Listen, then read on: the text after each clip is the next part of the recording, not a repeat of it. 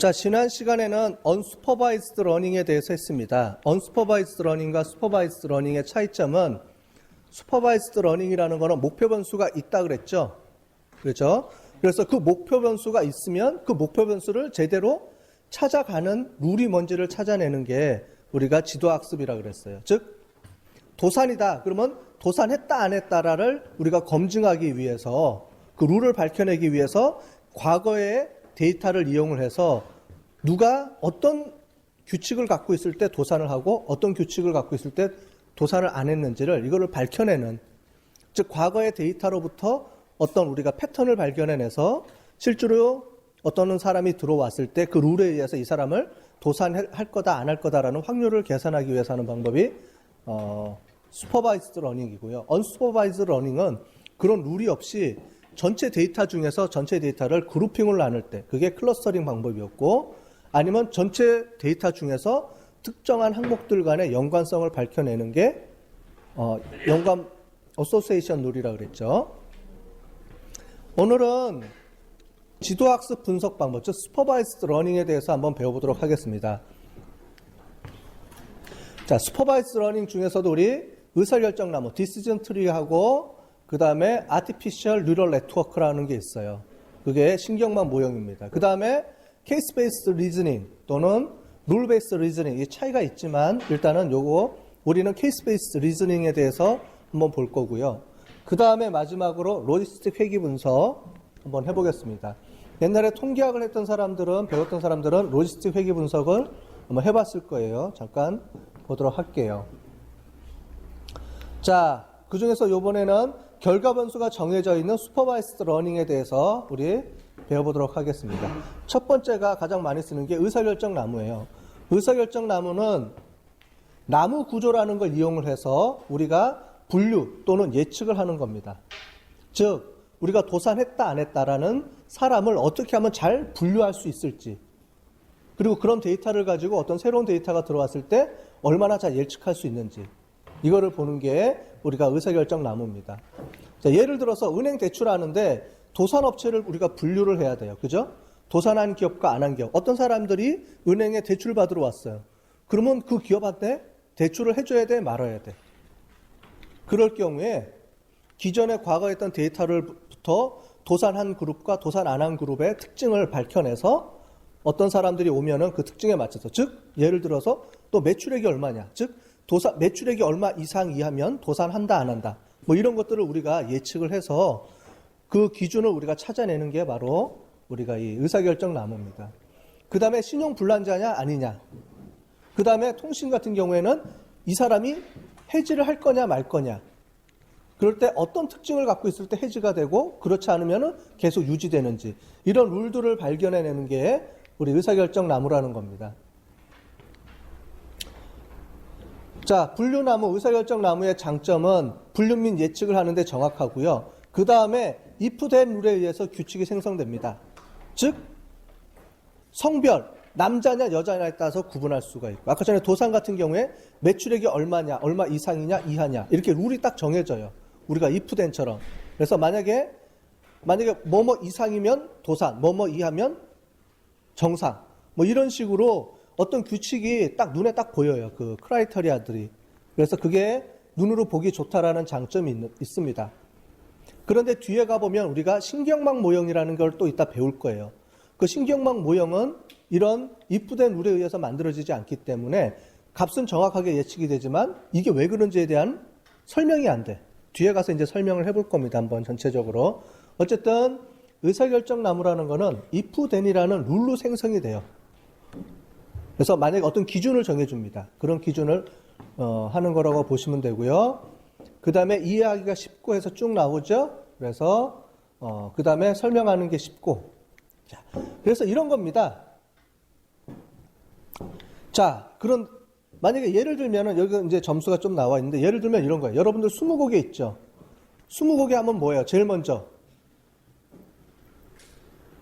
동물이니 식물인지부터 물어보죠. 내가 뭔지를 몰라. 내가 머릿속에 있어.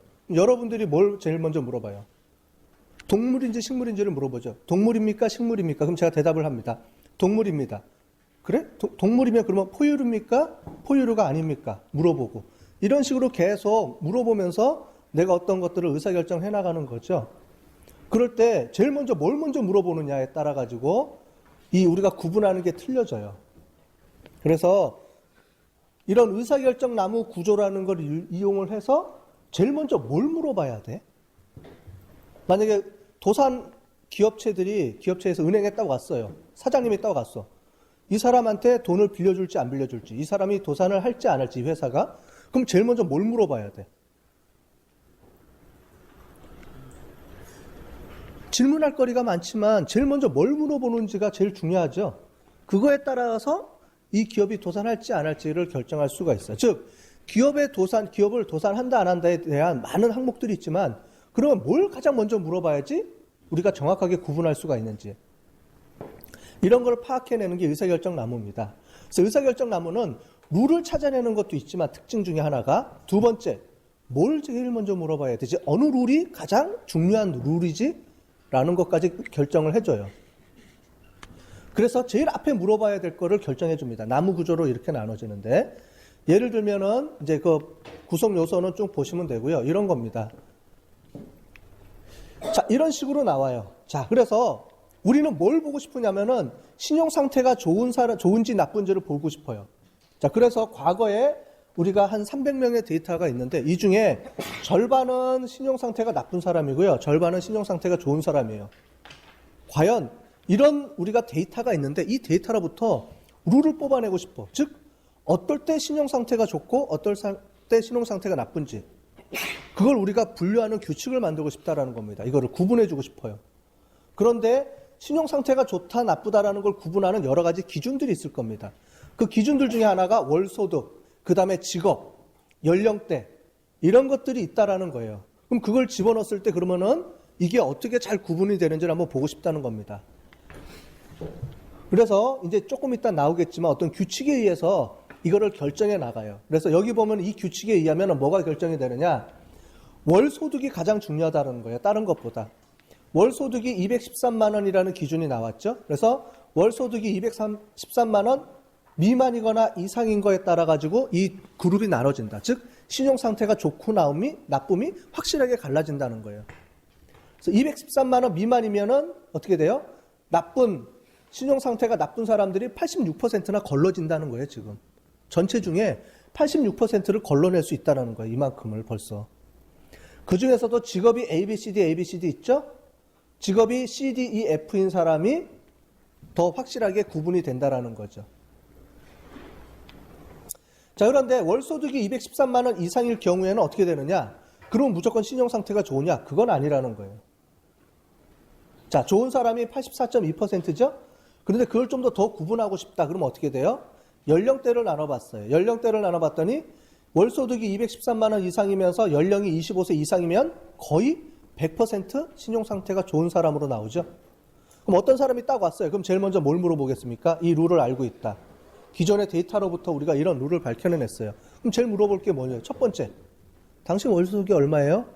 213만 원 이상입니다. 그래요? 연령이 어떻게 됩니까? 25살 이상입니다. 그래? 그럼 내가 대출해 줄게요. 바로 나오죠, 이제, 그러면. 그런데 월소득이 213만 원 이상이에요. 그래요? 그럼 연령대가 어떻게 돼요? 25세 미만인데, 그래요? 한 번 더 봅시다. 자, 그러면 직업군이 어떻게 됩니까? 라고 물어봐서 DEF인 직업군과 ABC인 직업군을 가지고 구분할 수가 있겠죠. 그런데 여기 보면 어떻게 돼요? 밑에 보면은 구분이 제대로 잘 안 되죠? 그죠? 이거 가지고는 정확하게 구분이 안 된다는 겁니다. 그러니까 이렇게 분류나무를 이용하면은 숫자적으로 이렇게 구분을 해서 딱 만들어 줍니다. 그런데 제일 마지막에 뭘 해야 되냐면 여러분들이 의사결정을 내려야 돼요. 어디까지 쓸지, 룰을 어디까지 쓸지. 왜냐면은 막 쪼개다 보면은 한두 명까지 쪼개는 경우가 생기거든요. 한두 명. 자, 그럴 때 우리는 나중에 이제 배우겠지만 어떻게 되냐? 그러면 우리가 전체 기준이 있는데 몇 %까지 구분하는 것까지를 우리가 보겠다.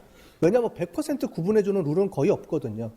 그럼 우리가 최소한 몇 명 남을 때까지, 즉 10명 그룹, 총 100명 중에 10명으로 그룹핑 될 때까지 이걸 우리가 가지치기라고 그러거든요. 가지를 계속 만들어 나가는 건데 가지치기를 하겠다라고 보는 겁니다. 그러면서 룰을 찾아내는 거예요. 자, 그럴 때 이런 분류나무를 하는 데 있어서 중요한 게 의사결정나무를 이용하는 다양한 알고리즘들이 있어요. 그런 알고리즘 중에 몇 가지가 있는데 대표적인 게 CAT, Classification and Regression Tree라는 CAT라는 방법이 있고요. 그 다음에 C4.5, 요즘은 C5.0으로 씁니다. 그 다음에 CAD라는 방법이 있어요. 이건 카이스퀘어 방법을 이용하는 겁니다. 이런 알고리즘에 의해서 의사결정 나무를 만들어주는 거예요. 이런 알고리즘을 우리가 배워볼 겁니다. 또 이따가 우리가 K-민 클러스터링 할 때도 싱글, 링키지 뭐 여러 가지 방법을 우리가 했었죠. 그런 것처럼 이 세 가지 방법에 의해서 나눠주는데 이런 알고리즘에 의해서 뭘 하느냐면은 순수도, 퓨리티라는 순수도를 계산해 주게 돼요. 순수도라는 게 뭔지는 나중에 우리가 한번 보도록 하겠습니다. 어쨌든 이 순수도라는 거는 이 기준에 의해서 얼마만큼 이 그룹을 정확하게 나눠줄 수 있는지를 숫자화해서 점수를 계산해 놓은 걸 순수도라고 합니다. 그 순수도에는 진위지수, 엔트로피 지수, 카이스퀘어 통계량 이런 것들이 있어요.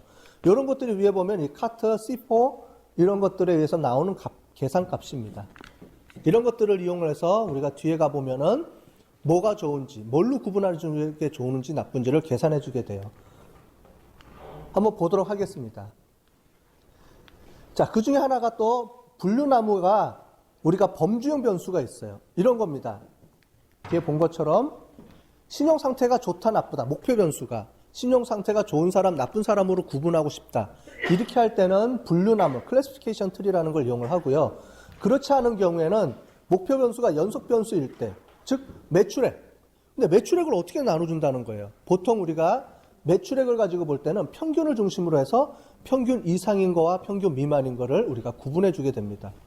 자동으로 얘가 계산을 해서 이런 식으로 목표 변수가 연속 변수일 때도 우리가 사용할 수가 있어요. 그럴 때는 리그레션 트리라는 방법을 이용을 해서 우리가 하게 됩니다. 그래서 분류형일 때는 즉 yes, no 이렇게 범주형일 때는 클래시피케이션 트리, 그렇지 않을 때는 리그레션 트리라는 걸 이용을 해서 우리가 나눠지게 되는 거죠. 자, 암만 말을 많이 해도 예를 딱 들어서 보는 게 가장 쉽죠. 눈으로 보기에. 자, 그래서 의사결정나무를 구성하는 원리를 먼저 보도록 하겠습니다. 제일 먼저 기준을 정해가지고 내가 어떤 기준으로 이걸 나눌지를 보게 되는데 뭐 여러 가지가 있습니다. 분리 기준, 제일 먼저 분리할 때 뭐를 분리할 거냐 하는데 보통 순수도나 불순도를 기준으로 해서 하게 됩니다. 이따가 우리가 배우겠지만 그래서 뭐 진위지수, 엔트로피 지수 뭐 이런 지수들이 있어요. 그런 지수들을 가지고 분리 기준을 하고요. 그 다음에 정지규칙이라는 게 있습니다. 뭐냐면 자, 우리가 마지막에 그룹핑 되는 게 한두 명까지 구분할 때까지 계속 나갈 거냐? 아니다. 전체 데이터 중에 10%가 그룹으로 남은 거기까지만 우리가 스톱하자. 아니면 가지를 우리는 5개만 치고 그 다음에 스톱하자.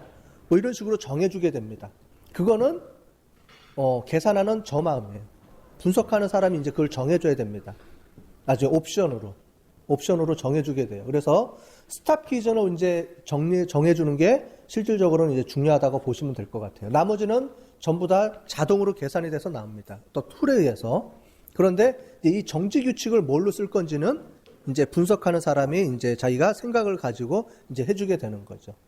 보통은 이제 보통 10%까지, 즉 전체 데이터의 10%까지 남을 때까지 우리가 구분해주기, 뭐 이런 식으로 쓰거나 아니면 5개 정도, 즉 if된에서 5개까지 내려가는 데서 끝내주거나. 왜냐하면 지금 여기는 우리는 뭐 300개 이렇게 됐기 때문에 분류 기준이 몇 개 안 나오지만 실제로 하게 되면은 데이터가 몇천 건, 몇만 건, 몇십만 건 이러거든요. 그러면 그걸 가지고 우리가 분석해 주려면은 무수히 많이 생긴다는 거죠. 이제 그걸 적당하게 끊어줘야 되는 겁니다. 자, 그래서 쭉 보시면 되고요. 제일 먼저 과정을 보시면 스텝 1은 의사결정 나무를 형성해주고, 두 번째 가지치기를 해주고, 세 번째 타당성 평가를 해주고, 즉 이 기준이 제대로 맞는지 틀리는지를 한번 평가를 해줘야 되죠. 그럴 때 우리